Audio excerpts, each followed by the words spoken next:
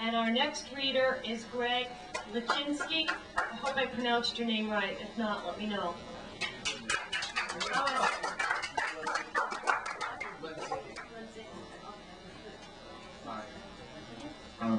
Okay. I've picked a few poems from a long time ago, 3 years ago. I guess that's a long time for me. And recently, I guess it's come from a feeling of reminiscence and nostalgia. I've been thinking about Bob Dylan and Richard Nixon. But it has nothing to do with my poems, just the mood that I've been in. This first poem I'll read is, it doesn't have a title. String of tongues, string of pearls, bead beads around your neck. Tulip shapes they fall into, the cups along your shoulders, receiving the same oysters we make. Again, simple creation is of mere kisses, irritant forms in perfect, round ecstasy.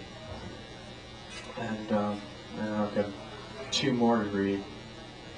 This one doesn't have a title as well. Out of the morning comes your opulent hair, the rose descending your fallen breast, feeding again my hands with petals. Beneath the nipped pale hearts, a bud's foundation exposes time trapped in yellow light, lattice and reeling together as you move.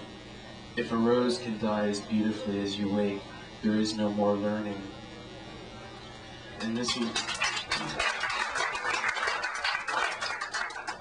last one is that when I lived in Portland, I went out to this island quite often, and then I would sit on top of this bank. It was an actual bank. It wasn't like a bank of a shore or anything. It was the Casco Northern Bank, and they had a place there where you could sit and watch the boats go out. And I did that a lot because I was stuck on land, because I lived in Portland and I could only go out there on weekends. So I wrote this poem about this island, but really it's more about being stuck on the bank and not being at the island. It's called The Island. For there to be heated grass, there is nothing but bland air. It's slow moving up through long grass, tinging a flower and a pear. Hints of the reverse exceptions of nothing as it is striking burnished sense must be slept through to reach the island. Its stilts jutted, pruning silently blackness across bow.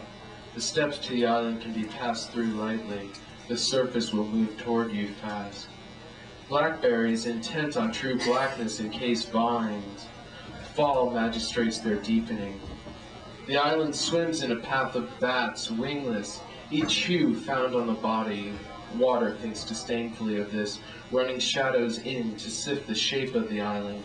The wind stands near the trace, faster than it holds thought. Thank you.